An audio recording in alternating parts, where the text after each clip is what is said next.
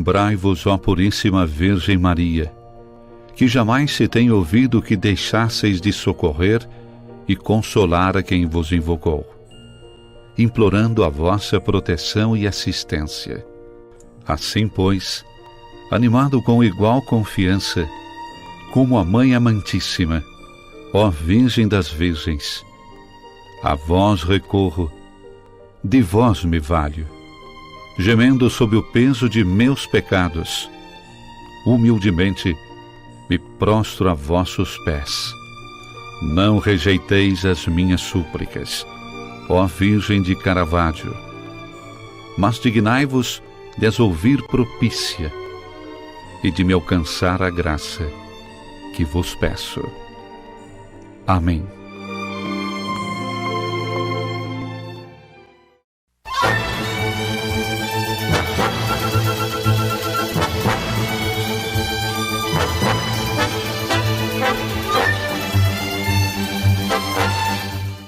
Na alegria do Espírito Santo, nós saudamos a você que nos acompanha no programa Razões da Fé, aqui pela Rádio Miriam Caravaggio 95.7 FM, neste primeiro horário, das 7 às 8 da manhã, com a reprise das 10 às 11 da noite, ainda no Spotify da Rádio Miriam Caravaggio, sempre nos domingos a partir das 9 horas da manhã, e também nas redes sociais da Diocese de Caxias do Sul, sempre no Facebook e no YouTube da Diocese, nos domingos a partir das 8h30 da noite, além da TV Serra, canal 526 da NET, sempre nas terças-feiras. Nós te convidamos a se inscrever no canal da Diocese de Caxias do Sul no YouTube. Basta acessar o YouTube e procurar por Diocese de Caxias, se inscrever e ativar o sininho para receber as notificações dos nossos programas, as mensagens do Bispo e também o próprio Razões da Fé, que nós publicamos a cada semana. O tema do programa de hoje, Fratelli Tutti, pontificado do Papa Francisco. E os nossos convidados de hoje, temos o Padre Leonardo Lucian Dalosto, sacerdote da nossa Diocese, graduado em Filosofia e Teologia, mestre em Teologia pela Pontifícia Universidade Católica do Rio Grande do Sul e doutorando em Teologia pela Pontifícia Universidade Gregoriana de Roma. Olá, Padre Leonardo, obrigado pela tua presença. Olá, Felipe, minha saudação também a quem nos acompanha, através da Rádio Miriam Caravaggio. Muito bom. E temos o Gabriel Guilherme Frigo, graduado em Filosofia pela Universidade de Caxias do Sul e mestre em Filosofia pela mesma instituição. Ele já foi seminarista da nossa Diocese e atualmente é bolsista no doutorado em Filosofia, também na Universidade de Caxias do Sul. Olá, Frigo, obrigado pela tua presença. Olá, Felipe. Olá, Padre Leonardo e a todos que nos acompanham pela Rádio Miriam Caravaggio. Perfeito. Nós vamos aqui dialogar um pouco sobre Papa Francisco e tudo que ele representa para nós enquanto igreja e também na sociedade. E eu começo com o Padre Leonardo. Quem é o Papa Francisco? E o que esse nome adotado pelo Cardeal Bergoglio lá em 2013, quando foi eleito, representa para a igreja e para a sociedade? Penso, Felipe, que quando nós falamos de Papa Francisco, nós devemos estar muito atentos ao contexto desse homem. Quer dizer, Francisco foi ordenado padre na Argentina em 69, portanto ele pegou como formação teológica todo o período do Concílio Vaticano II. Eu costumo dizer que Francisco é o primeiro Papa do Concílio Vaticano II, porque os papas que nós conhecemos, nossa geração, João Paulo II e Bento XVI, eles tiveram que migrar para o concílio, ou seja, tiveram toda uma formação teológica e filosófica precedente ao concílio, evidentemente que migraram, adotaram o concílio, mas quando nós migramos de um lado para o outro, nós sempre carregamos a nossa história. Bergoglio foi formado teologicamente dentro do Concílio Vaticano II, ou seja, a sua teologia é a teologia conciliar, e para aqueles que talvez aqui não estejam muito familiarizados com o tema do concílio, um concílio sempre é uma grande reunião de bispos que acontece de forma não ordinária, mas de acordo com as necessidades da igreja, e no século XX nós tivemos este grande concílio, de 62 a 65, onde os bispos do mundo inteiro, junto ao Papa, repensaram toda a vida da igreja. Quer dizer, o Concílio Vaticano II é um concílio geral. Ele olhou a totalidade da vida da igreja, tanto doutrinal como também pastoral, atualizando, por assim dizer, o pensar e o agir da igreja para os nossos tempos, falando para o homem moderno. Francisco, o Padre Bergoglio, foi formado no Concílio Vaticano II. Mas tem um outro elemento que nós não podemos esquecer, ele foi formado no Concílio Vaticano II, recebido na América Latina. Então, lembremos que em 68 nós tivemos a primeira grande conferência do episcopado latino-americano. Tivemos 5, na verdade, 55 no Rio de Janeiro, mas foi uma conferência muito ligada aos temas internos da igreja. Em 68, os bispos trabalharam o modo de recepção do Concílio Vaticano II na América Latina. E aí, então, a Conferência de Medellín trabalhou a problemática de como falar de Deus em um continente tão marcado pela injustiça, pela pobreza, pela miséria. Pensemos que é o período das ditaduras militares em toda a América Latina. Então, Francisco é um homem formado nesse contexto, do Concílio Vaticano II, recebido na América Latina, no continente latino-americano e no pensamento latino-americano. Então, não dá para tirar Francisco do seu contexto. Como nós não podemos tirar Bento XVI, nem João Paulo II dos seus contextos de países, né, Polônia e Alemanha, não podemos tirar o Papa Francisco da Argentina. Nesse sentido, eu diria, quem é esse homem? É um latino-americano com a cabeça do Concílio Vaticano II. E eu diria que o que ele para nós traz de novidade, ou que ele ventila para nós, é a memória do concílio. Parece uma coisa tão banal, né? Não, o concílio aconteceu há 60 anos atrás. Não é banal. Quer dizer, nós sabemos que a recepção de um concílio na vida da igreja, ela por vezes demora um século ou até séculos. Né? Às vezes 2, 3 séculos para que um concílio seja entendido e vivido e colocado em prática. O Papa Francisco é a memória viva do Concílio Vaticano II, de acordo com a América Latina. E aí vem o nome Francisco que tu citaste. Francisco, evidentemente, ele faz uma ligação com Francisco de Assis, apesar de ser um jesuíta, recordando que Francisco de Assis, no século XIII, é um reformador da igreja a partir da base, que para ele é muito importante. O Papa Francisco nos fala muito de que as reformas da igreja, elas não acontecem de cima para baixo, mas elas acontecem de forma processual da base, ou seja, é mudando a base, é entendendo os pequenos movimentos que vão acontecendo no chão de fábrica, por assim dizer, da igreja, que de fato nós podemos esperar reformas e novidades em toda a vida familiar e eclesial. Perfeito, Padre Leonardo. E, Gabriel, por que as ações do Papa Francisco são um paradoxo diante de uma compreensão onde a lei vale mais do que a pessoa? Bom, eu acho que nesse sentido... Nós recordávamos antes também do cardeal Umes, que estava presente na eleição de Francisco e que resume talvez um pouco do pontificado de Francisco no nome dele, né? Isso. Bom, esse é um ponto interessante. Quando o Papa Francisco completa 80 anos, o cardeal Umes vai lançar um livrinho, eu acho que deu umas 100 páginas, 100 e poucas páginas, tentando apresentar todas as metas do Papa. E ele diz que essas metas podem ser resumidas a partir do próprio nome. O que é que representou São Francisco de Assis para o seu tempo e o que é que a partir disso o Papa Francisco nos apresenta hoje. Uma das metas, estar com os pobres. Bom, Francisco de Assis, por excelência, esteve com os pobres, com os marginalizados, com os excluídos, com os últimos. É isso que o Papa Francisco busca fazer, e não busca fazer, como o Padre Leonardo dizia, de cima para baixo, mas mostrando ele mesmo, na base, né? É a pessoa dele que vai ao encontro, não é um discurso. Bom, a segunda grande meta, digamos assim, é a ecologia, ligada a Laudato Si. São Francisco é também, por excelência, reconhecido como, digamos assim, o padroeiro da ecologia, dos animais, do amor à casa comum, e nesse sentido, não como alguém que está externo ao mundo, externo às coisas, mas como alguém que participa do mundo, se sente integrante deste mundo e se sente responsável pelo mundo. E uma terceira meta que eu gostaria de falar é da misericórdia. E nessa eu faço a ligação com esse paradoxo da lei. Porque quando o Papa Francisco, e ele vai falar isso na Amoris Laetitia, a lei, ela dá princípios gerais para a nossa vida. E princípios gerais para a condução da vida. E a grande diferença da lei para a misericórdia é que a misericórdia é sempre específica e particular. A lei é geral, a lei é para todos, mas a misericórdia é individual.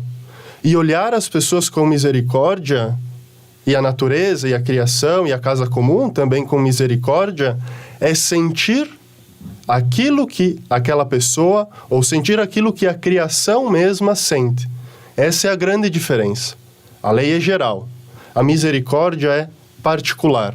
Olha a pessoa, olha o indivíduo. E isso, basicamente, é o que o Papa nos convida a fazer.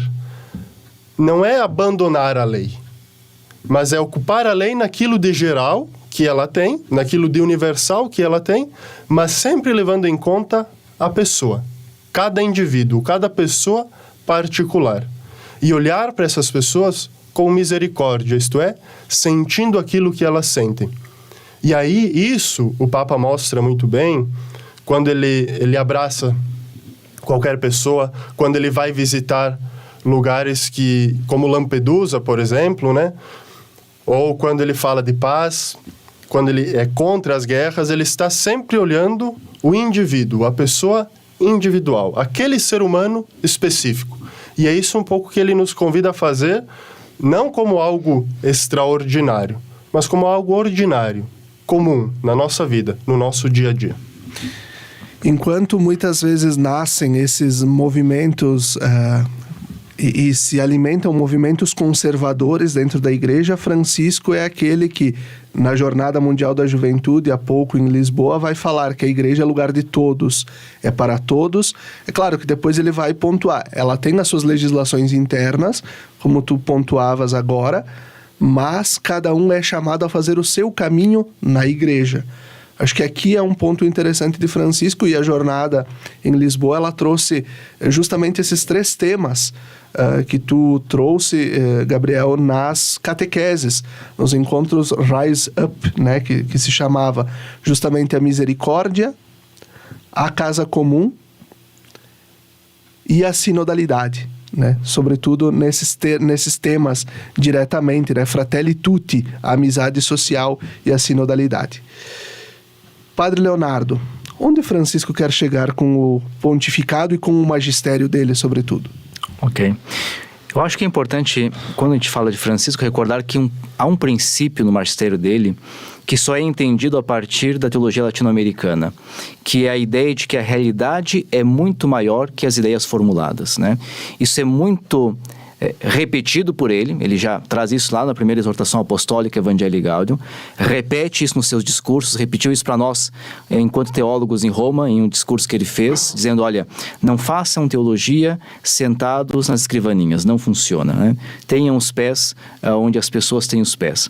Quando a gente fala disso, de que a realidade é maior que a ideia, isso é um princípio pastoral importante para que nos ajude a entender o que a igreja está para fazer neste mundo. A igreja está neste mundo para transformar a realidade a partir da lógica do Evangelho. E aqui Francisco retoma muito o magistério do Papa Paulo VI, porque Paulo VI é aquele que depois do Concílio Vaticano II vai dizer que a igreja é definida pela sua missão, a igreja existe para comunicar e anunciar o Evangelho, e retoma muito o magistério latino-americano de Aparecida, o documento de Aparecida, que vai nos dizer que somos todos discípulos missionários para levar a vida em Cristo Jesus. Então eu diria assim, o que Francisco quer para a igreja deste período, deste 3º milênio? Quer que a igreja esteja inserida na realidade. Eu costumo distinguir a visão de igreja de Francisco em 3 pontos básicos que eu acho que são fundamentais. Primeiro, a tecla que ele bate muito, uma igreja em saída. E uma igreja em saída não é apenas uma igreja que faça missões, mas é uma igreja que não centralize a si mesma, ou seja, que não se coloque no centro das suas preocupações, mas que coloque a realidade, as pessoas, o mundo como centro de suas preocupações. E esta igreja em saída, o Papa diz, é uma igreja em saída para as periferias. né? Ou seja, para aqueles que a sociedade e também a religião esqueceu, é para estes que nós estamos. Esse é o primeiro ponto. O segundo ponto, que o Gabriel já citou, é a ideia da igreja de misericórdia. né? Como tu falaste também, uma igreja para todos, ele bate muito nessa tecla, né? A igreja para todos, todos, todos. O que é uma igreja de misericórdia? Uma igreja que coloca o seu coração nas misérias humanas. Nós éramos acostumados à ideia de uma igreja que colocava o seu coração na santidade dos homens, ou seja, que estava preocupada em ter dentro dela os melhores, os santos, os pios, os puros. Francisco diz, isso não é a igreja de Jesus.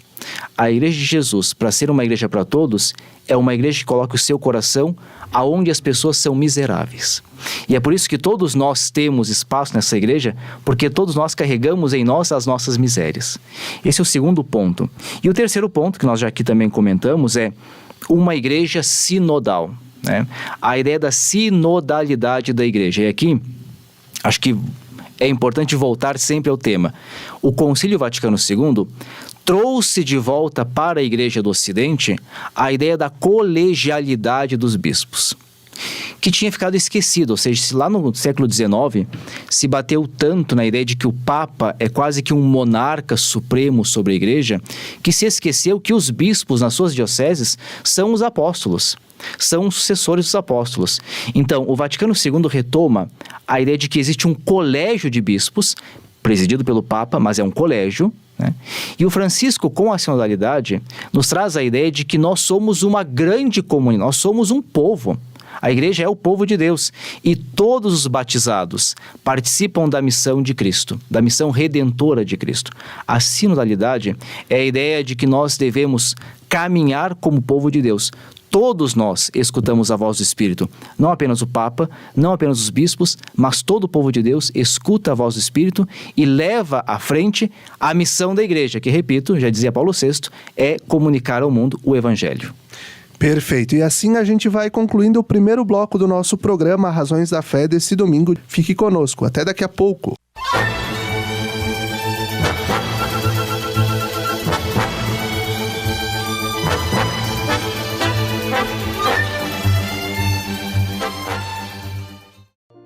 Lembrai-vos, ó Puríssima Virgem Maria, que jamais se tem ouvido que deixasseis de socorrer e consolar a quem vos invocou, implorando a vossa proteção e assistência. Assim, pois, animado com igual confiança, como a Mãe Amantíssima, ó Virgem das Virgens, a vós recorro, de vós me valho, gemendo sob o peso de meus pecados, humildemente me prostro a vossos pés. Não rejeiteis as minhas súplicas, ó Virgem de Caravaggio, mas dignai-vos de as ouvir propícia e de me alcançar a graça que vos peço. Amém. Almoce na família Gasperim Pizzaria e Restaurante e desfrute de um delicioso e saboroso cardápio. São dezenas de pratos quentes, saladas e ainda sobremesas. Tudo preparado com o verdadeiro sabor que vem de berço. A partir das 11h15, você é nosso convidado especial. Na hora do almoço, escolha um lugar especial e com um verdadeiro show de buffet. De segunda a sábado, você irá se surpreender com a nossa variedade de pratos. Família Gasperim Pizzaria e Restaurante, preparando e servindo um buffet de qualidade com o verdadeiro sabor que vem de berço.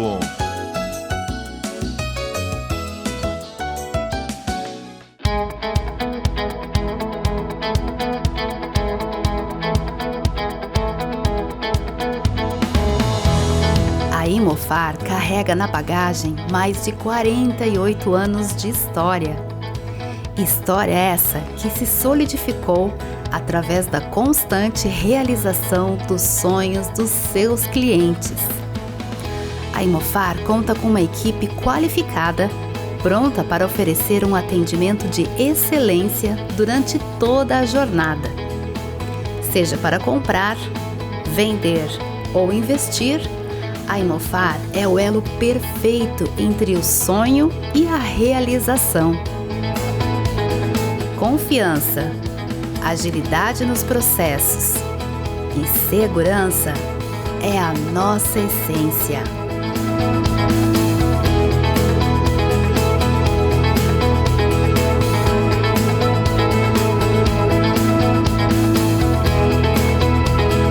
Venha nos visitar ou acesse nosso site e explore todas as oportunidades.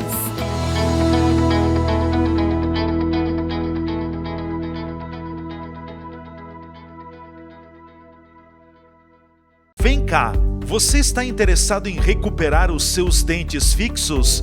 Gostaria de realizar implantes dentários sem precisar de enxerto ósseo?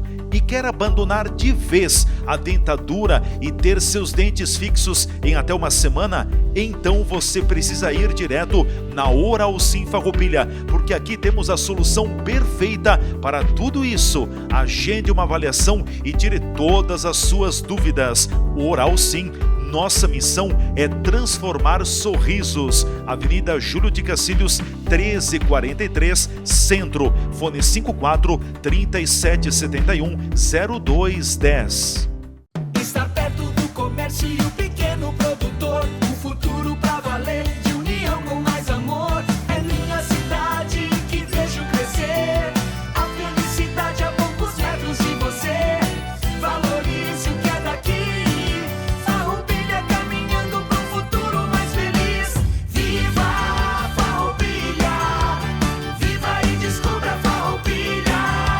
Iniciativa Cindy Lojas Farroupilha.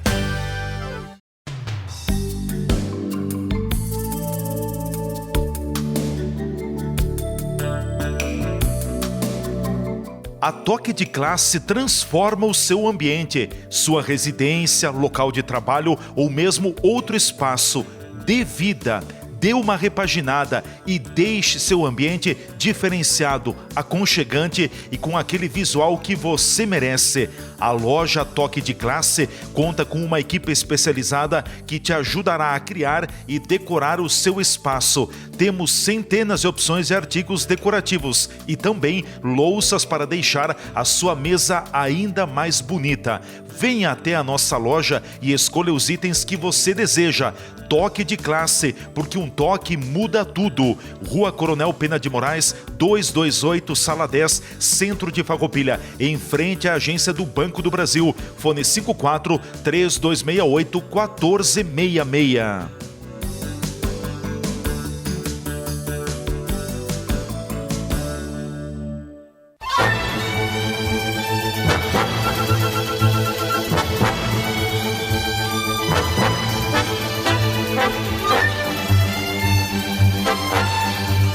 Estamos de volta com o segundo bloco do nosso programa Razões da Fé, aqui pela Rádio Miriam Caravaggio, 95.7 FM e também nas redes sociais.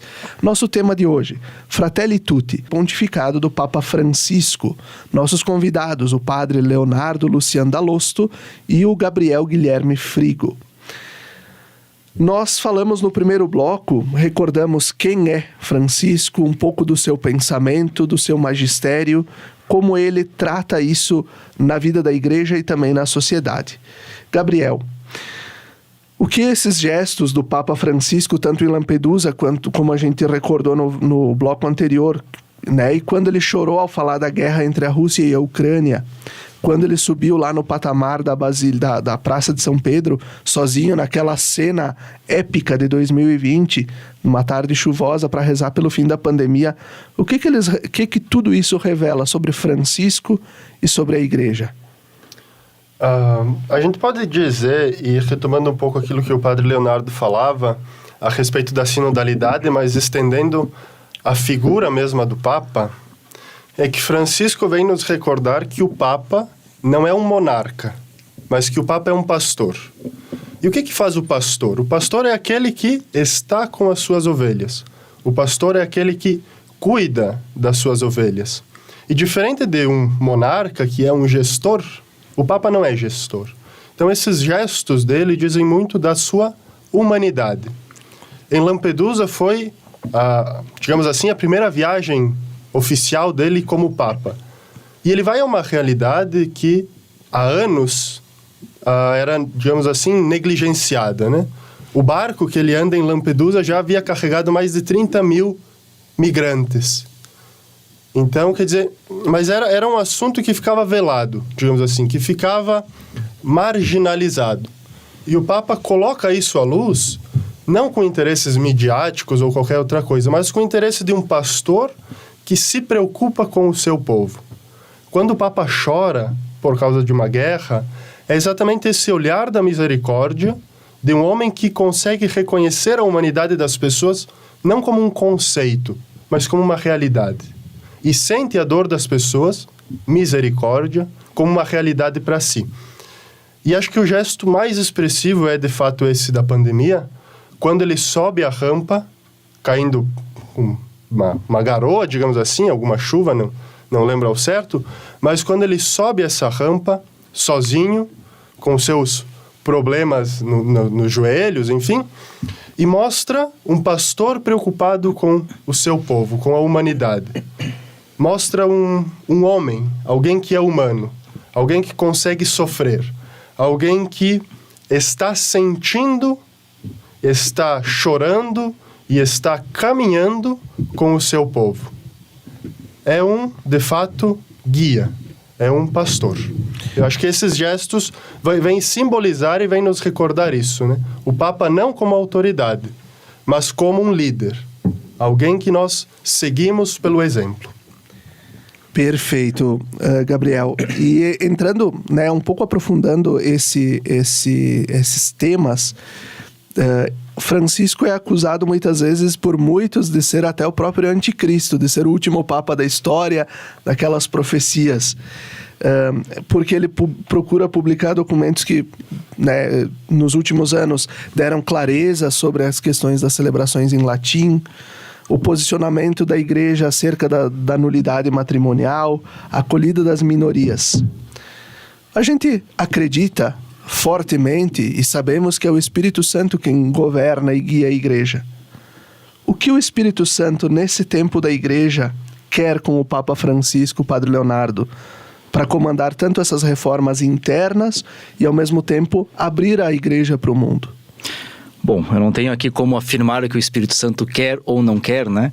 Porém, eu tenho clareza, pelo menos é uma clareza interna, de que Francisco é o maior presente que o Espírito Santo deu para a igreja após o Concílio Vaticano II, né?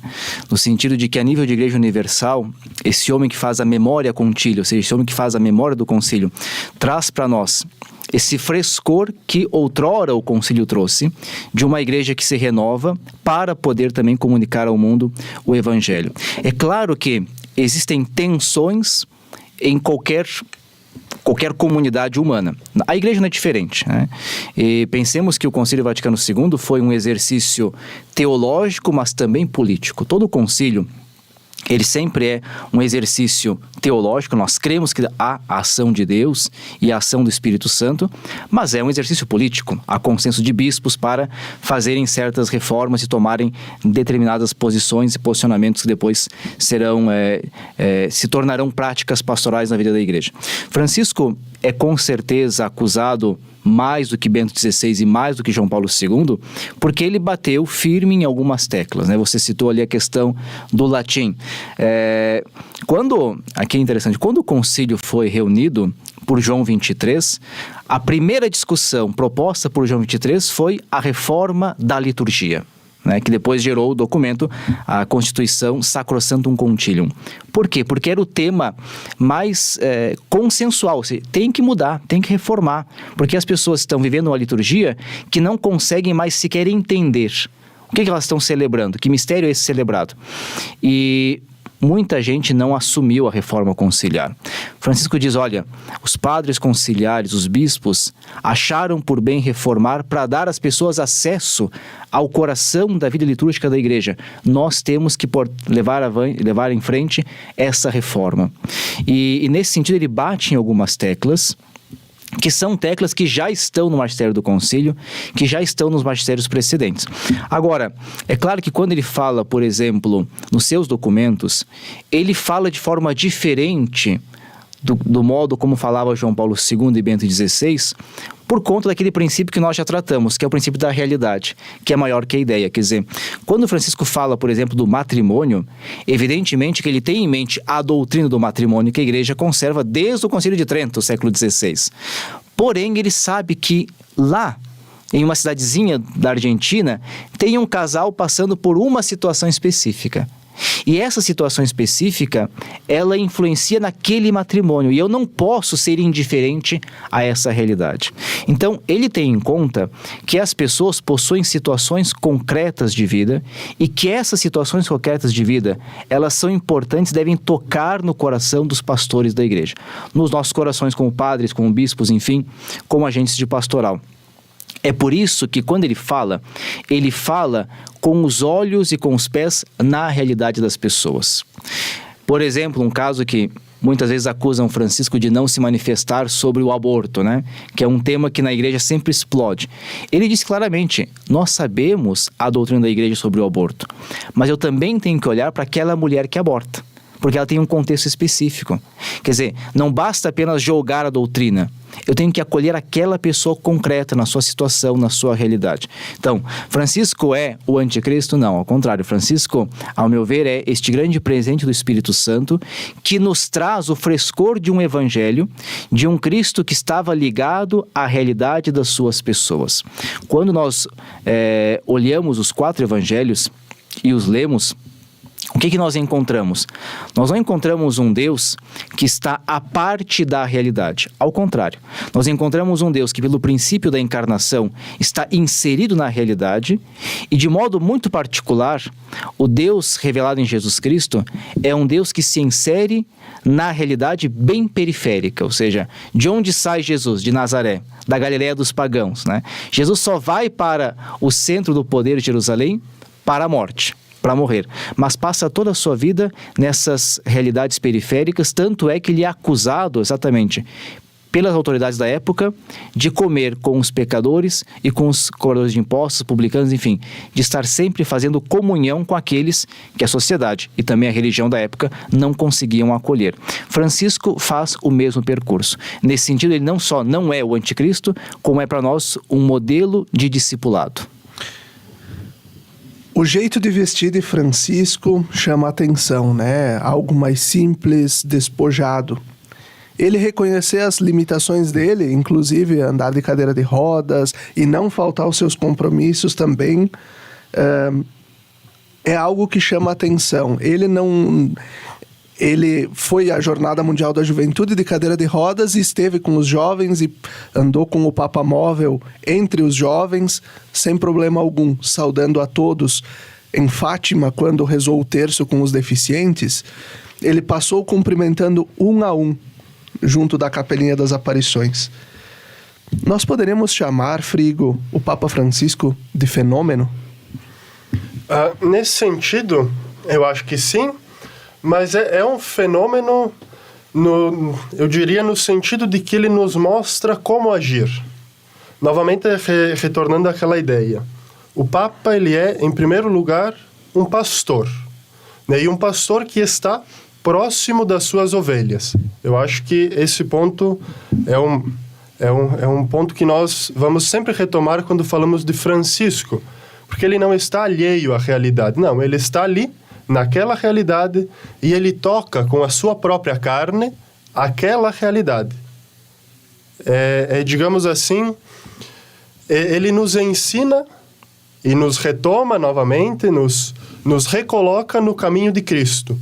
Cristo, aquele que, quando se encarna, assume na sua carne a realidade humana. Eu acho que é isso que o Papa quer nos mostrar. Assumirmos a realidade humana, não alheios ao mundo, mas no mundo. Com relação às vestes, né, que é um tema sempre mais polêmico, digamos assim, as vestes do Papa. Mas interessante, eu diria que tem muito da formação dele, que o Padre Leonardo já falou aqui, dessa retomada do concílio, mas tem algo que também mostra que Francisco é, nesse sentido, extremamente romano, porque é extremamente prático. E diferente de alguém que é, digamos assim, muito barroco, que gosta de muitos enfeites e muitas firulas, o Papa Francisco não. Nesse sentido, ele mostra aquilo que é essencial. Aquilo que precisa ser usado, ele usa. Aquilo que não precisa ser usado, porque fruto de um contexto, fruto de uma época, fruto de uma tradição com T minúsculo, uma tradição que já passou, que já está morta, ele abandona sem problemas, sem alardes, e não faz isso também uma norma, uma lei, uma imposição. mas ele faz como um exemplo. Se precisa simplificar os paramentos, são simplificados. Se precisa simplificar as vestes próprias, ele simplifica, digamos assim, sem muitos problemas. Mas para mostrar que ele encarnou uma realidade e que ele usa da sua figura como um exemplo a ser seguido. Padre Leonardo, Papa Francisco ele tem algumas características na escrita dele, na forma com que ele escreve. Estando visitando a Rádio Vaticano em agosto, conversando com o Silvonei José, eu pedi como é que era toda essa logística da preparação dos textos do Papa.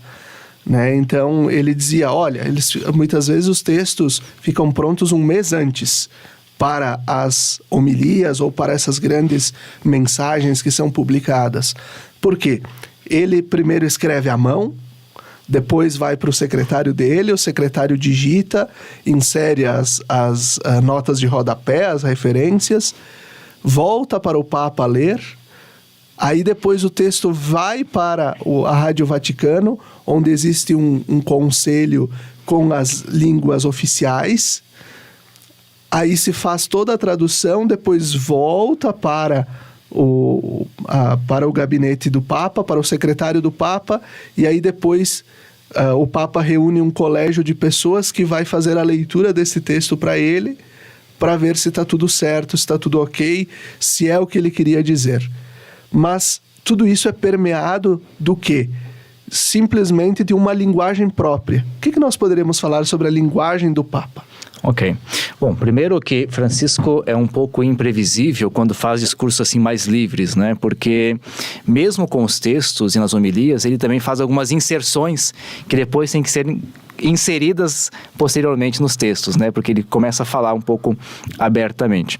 Mas Francisco tem uma linguagem extremamente preocupada com a questão pastoral. Ele não é um teólogo de profissão.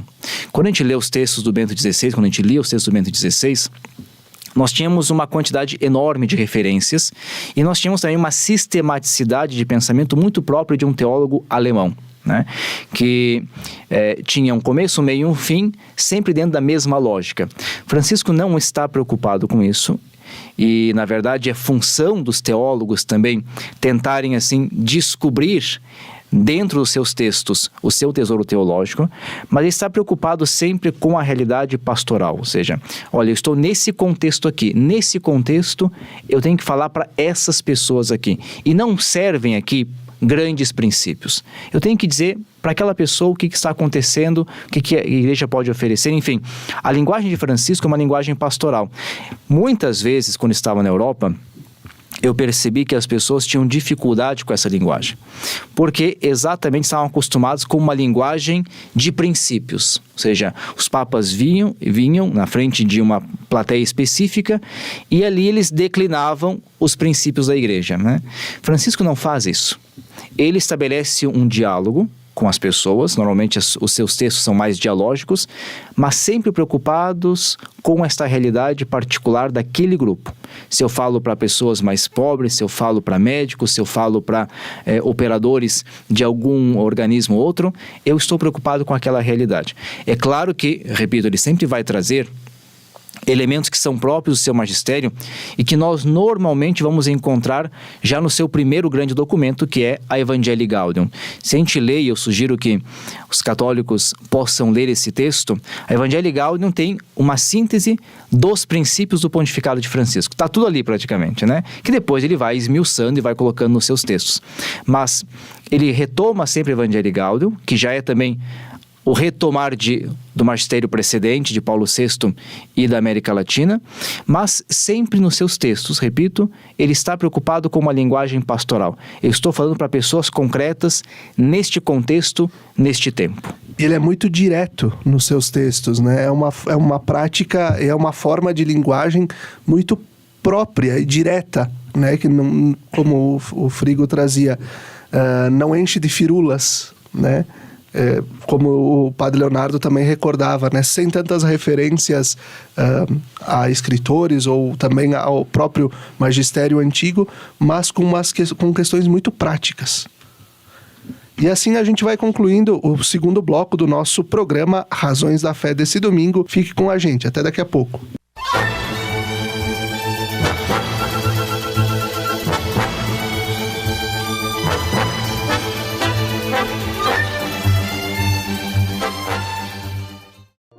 Lembrai-vos, ó Puríssima Virgem Maria, que jamais se tem ouvido que deixasseis de socorrer e consolar a quem vos invocou, implorando a vossa proteção e assistência.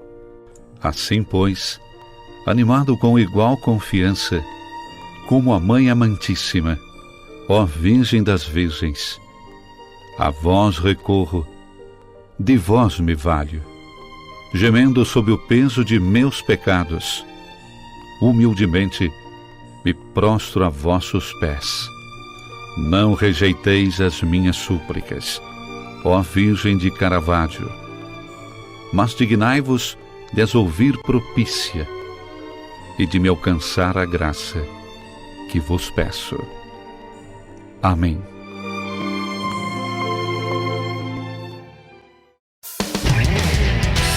Estas imagens que você está vendo aí são das 4 unidades do Grupo Bigfer no país. Nossas fábricas têm mais de 100 mil metros quadrados de área construída e estão instaladas em Farroupilha, no Rio Grande do Sul, em Curitiba, no Paraná e em Votuporanga, em São Paulo. Somos o maior fabricante de acessórios para móveis da América Latina. Produzimos mais de 10 mil itens que atendem aos mercados moveleiro, metal mecânico, linha branca, metais sanitários e supermercadista no Brasil e no exterior. Temos frota própria, o que agiliza a entrega dos produtos de nosso catálogo para clientes de todo o território nacional. Estamos andando no caminho certo.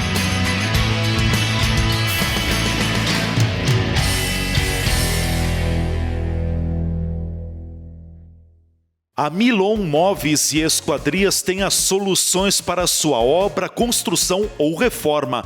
Móveis planejados para sua casa ou ambiente de trabalho, a Milon faz. Aberturas de madeira e alumínio, a Milon também faz. Uma equipe de profissionais preparada para apresentar o melhor projeto e a melhor solução para a sua necessidade. Tradição, qualidade e experiência é com a Milon, há mais de 43 anos, marcando presença na sua vida. Em Nova Milano, Rua Ismael Piazza, 450, fones 54-3268-0550 e 984-34-8117. De segunda a sexta-feira, sempre às 17 horas e aos domingos às 11 horas, acompanhe a transmissão da Santa Missa direto do Santuário de Nossa Senhora de Caravaggio. Fique ligado na TV Serra, canais 26 e 526 da NET Claro, no Facebook TV Serra Farroupilha ou então conectado ao nosso site www.tvserra.tv e reze conosco. Na Palavra de Deus e na Eucaristia, alimentamos nossa vida e fortalecemos nossa caminhada. Missa direto do Santuário de Nossa Senhora de Caravaggio na sua TV Serra. Momento de oração, fé e devoção na padroeira da Diocese de Caxias do Sul e da cidade de Farroupilha. Patrocínio Tramontina, o prazer de fazer bonito. TV Serra, levando o Santuário de Caravaggio até você. O elogio suculento ao ponto perfeito da carne. A autoconfiança que infla e cresce igual a soufflé. O prazer exagerado de descobrir a diferença que faz o corte perfeito. A energia que vem da cafeína e quer transformar cafezinho em tiramisu. O contentamento que borbulha feito macarrão na água quando reviram os olhos provando seu espaguete à Bia. O sabor indescritível de desenformar um pudim e zerar a vida. Um brinde aos drinks que você nem sabia que sabia fazer. A criatividade de inventar o novo de novo com um ovo. A cozinha vira palco. Os medos viram a página. a inesperada vontade de testar uma receita. Vida al dente. Gostoso demais. Efeito Tramontina. Já experimentou?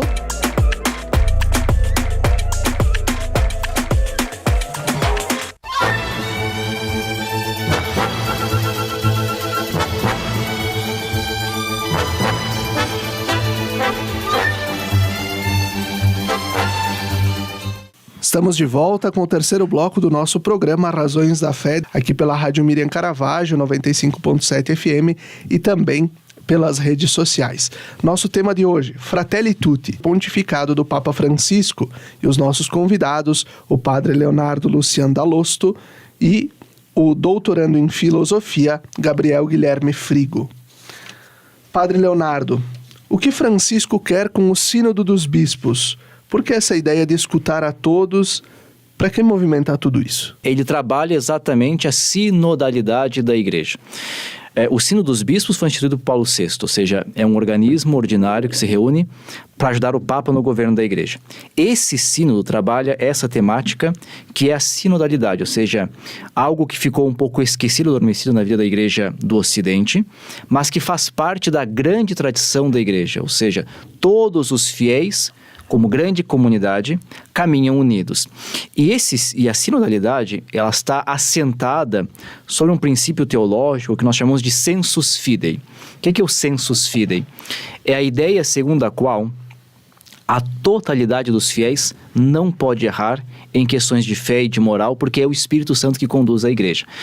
No século XIX, o cardeal Newman trabalhou essa ideia do sensus fidei, explicando que lá no século IV, quando houve uma grande discussão sobre a divindade de Jesus, ou seja, Jesus é de fato um homem, é Deus, o que ele é para nós? E o cardeal Newman recorda que naquele período histórico, não foram os bispos que salvaram a fé católica, mas foi o povo simples de Deus. Quer dizer, foi a comunidade fiel que se manteve firme na fé em Jesus, Filho de Deus feito homem. E nesse sentido, o Papa retoma constantemente também nos seus discursos o sensus fidei para dizer, olha, nós somos uma grande comunidade, toda ela conduzida pelo Espírito e, portanto, se essa comunidade caminha unida, ela não vai errar em questões de fé e em questões de moral. O que não significa dizer que a doutrina não possa ir evoluindo. Ela vai evoluindo, mas é a comunidade junta, unida, que pode, por assim dizer, entender os processos de evolução doutrinal, que já estão previstos também no Concílio Vaticano II. O que o Papa quer com o Sínodo dos Bispos? Ele quer que os bispos reflitam sobre a sinodalidade da Igreja, ou seja, que os bispos pensem como é que nós, hoje, como Igreja do Terceiro Milênio, podemos ser uma grande comunidade que caminha unida. Eu penso que a grande pedra da sinodalidade da Igreja a ser resolvida é a questão do poder na Igreja. Porque nós estabelecemos uma Igreja muito assentada sobre estruturas de poder. O Papa manda nos bispos, os bispos mandam nos padres e os padres mandam no povo, mais ou menos assim, né? Essa ideia da Igreja sinodal é uma igreja onde o poder ele se dilui em serviço. Ele se transforma em uma lógica de serviço, onde o Papa é servidor de uma grande comunidade, a Igreja Universal, os bispos servem a diocese, os padres servem os fiéis leigos, né? E os fiéis servem ao mundo. Então, a lógica que deve dominar é a lógica do serviço. Esse processo sinodal é o processo em que a Igreja precisará fazer esta passagem das lógicas de poder para as lógicas de serviço. E para fazer isso, nós temos que escutar a voz do Espírito Santo, que conduz esta grande comunidade sempre unida. Ou seja, não é eu ou aquele, esse bispo ou aquele bispo, esse fiel ou aquele fiel, esse padre ou aquele padre, que faz um percurso sozinho. Nós caminhamos como grande comunidade de fé. Juntos sabemos que o Espírito nos conduz. E como tu percebeste nesse tempo de vivência em Roma, a absorção desta ideia de sinodalidade pelo clero e pelo povo de Roma? Ok. Bom, acho que essa absorção não é um problema só em Roma, é um problema no Brasil também e em todo o mundo. Porque, na verdade, nós estamos habituados com uma lógica de quase 1000 anos, onde o Papa é visto, dizia o Frigo antes, como um monarca absoluto, um grande gestor, e os bispos como dependentes dele, mas também gestores, né? E a retomada da lógica de uma grande comunidade, dentro do qual está o ministério do Papa, da qual está o ministério dos bispos, é uma revolução copernicana, é uma mudança total de pensamento para a igreja. Não é fácil. Quer dizer, eu acho que aquilo que Francisco faz é dar um chute inicial em uma lógica que, para ser vivida na igreja, precisará de muito tempo. A sinodalidade não é uma coisa que nós vamos resolver de hoje para amanhã. É claro que o que Francisco quer é repensar estruturas. Penso que o Sínodo dos Bispos pode fazer isso, só que assumir uma lógica sinodal é algo que precisa, talvez, de algumas gerações de cristãos. Não sei se nós iremos conseguir ver essa lógica sinodal colocada em prática. Isso é um problema na igreja na Europa, na América Latina e em todo o mundo. Porque, repito, é uma conversão de mentalidade, de passar de uma igreja estruturada a partir de lógicas de poder e de quem manda e quem obedece, né? E pensemos que não faz tanto tempo que a igreja era definida assim. Até o começo do século XX, a igreja era definida como quem manda e quem obedece. Então, um pouco mais de 100 anos.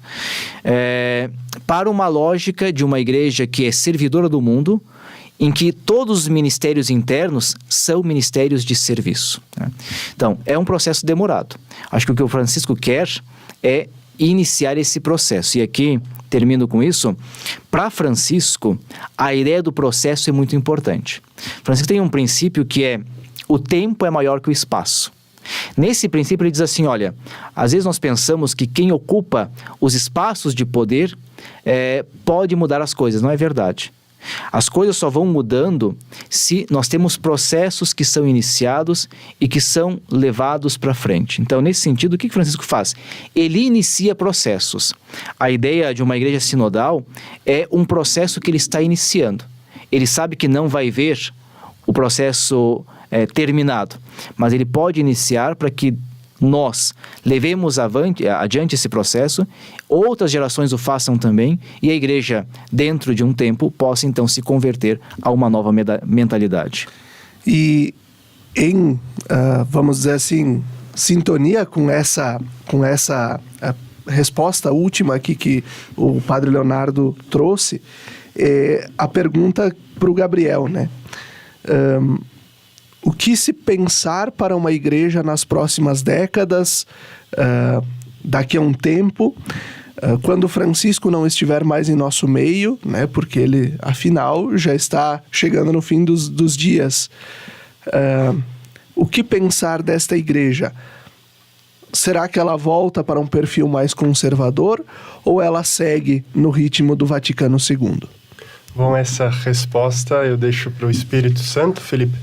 Mas, brincadeiras à parte, eu acho que, um pouco na linha disso que o Padre Leonardo dizia, o Francisco, quando propõe a sinodalidade, não é algo que sai pura e simplesmente da cabeça dele, mas é algo ligado ao concílio e algo que faz parte da essência daquilo que é a igreja. Vamos pensar um pouco aquilo que o concílio retoma e nos apresenta novamente, que é o sacerdócio comum dos fiéis. O que é o sacerdócio comum dos fiéis, senão a lógica de que a igreja não é dividida, digamos assim, em castas divinamente estabelecidas, né? Que é um pouco a lógica como as pessoas, como todos nós, acabamos pensando quando falamos em sacerdotes e fiéis. Talvez porque fomos catequizados desta forma. Isso, pode ser também.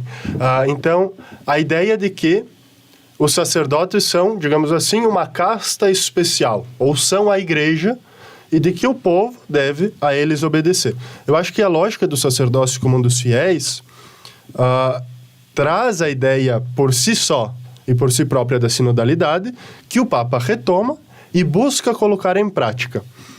E quando ele vai escrever, agora recentemente ele escreve a Desiderio Desideravi, ele retoma isso e ele nos dá mais um alerta. Ele vai dizer assim: nós temos que lembrar que na ceia do Senhor ninguém se convidou.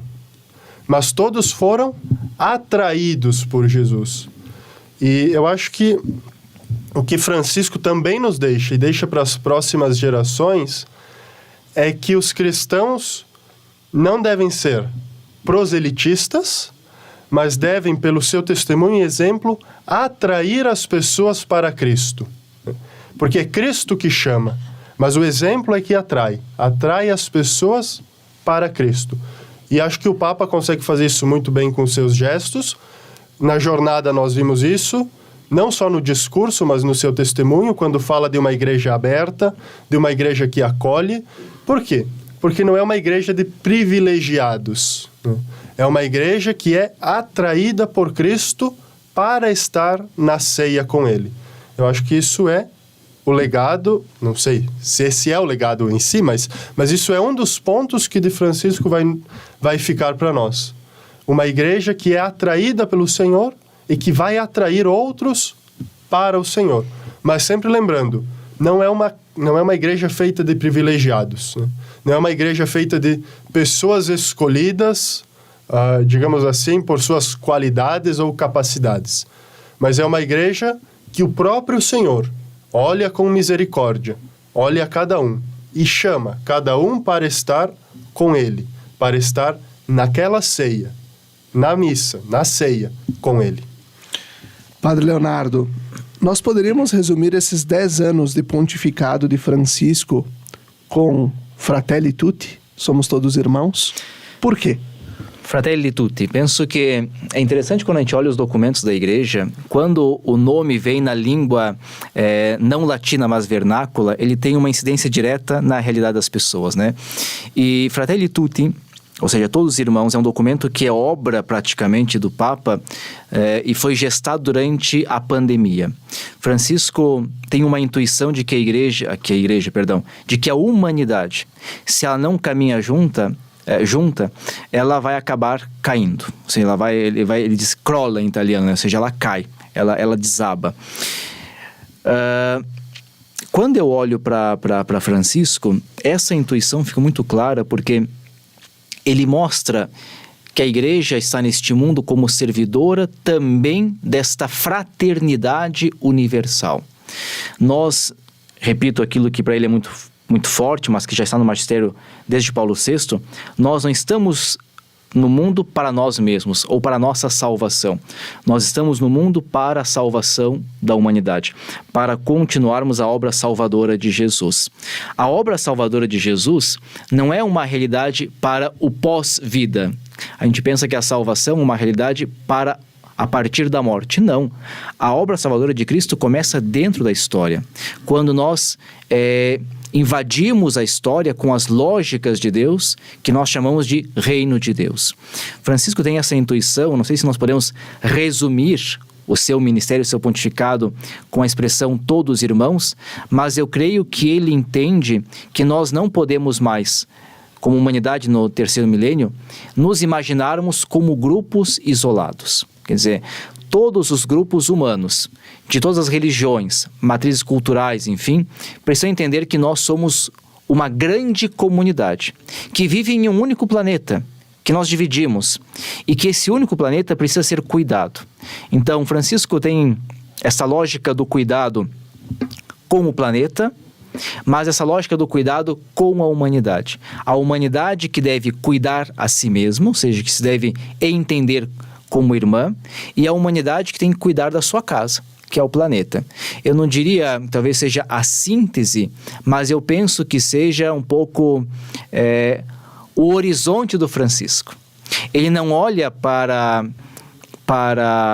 o seu ministério como o ministério que domina a humanidade. Não, ele olha para si mesmo como um bispo que está somando com toda a humanidade, que não é católica como tal, né? Mas nós somos uma parte, a comunidade cristã é uma parte dessa humanidade. A humanidade é muito maior que a comunidade cristã e nós apontamos em uma direção. O que Francisco quer dizer é o seguinte: olha, nós não estamos relativizando a nossa fé cristã, mas nós entendemos que nós somos parte de algo maior do que apenas a comunidade cristã, que é a humanidade. E essa humanidade nós temos que entender que aos olhos de Deus é uma grande família. Por isso, somos todos irmãos nesse sentido. Somos uma grande família. Deus não faz distinção entre os católicos, não católicos, cristãos e não cristãos. Somos todos iguais, todos irmãos. E nós temos que caminhar nesse sentido. Eu acho que aqui também faz sentido a gente recordar o próprio lema já episcopal dele, depois do cardinalato e agora enquanto Papa de São Beda, o Venerável, olhou-o com misericórdia e o escolheu, né? O olhar do Papa como alguém que olha a humanidade com a misericórdia também, né? O que a gente falou muito durante o programa de hoje. E ao mesmo tempo ele se coloca como um bispo, como o Padre Leonardo trouxe agora. Ele não se coloca como o sumo pontífice. Ele, na sua eleição, o dever do conclave era escolher um bispo para Roma, né? Então ele se coloca como bispo, ou seja, como não aquele monarca, mas como alguém que está aí junto de todo mundo. Que bela reflexão que fizemos, e assim a gente vai concluindo o programa Razões da Fé deste domingo, agradecendo ao Padre Leonardo, que recém chegou aqui de volta na nossa diocese, ao Frigo pela presença também neste nosso programa. E a gente vai voltar no próximo domingo, sempre caminhando de acordo com o magistério de Francisco. Até o próximo domingo. Fiquem bem.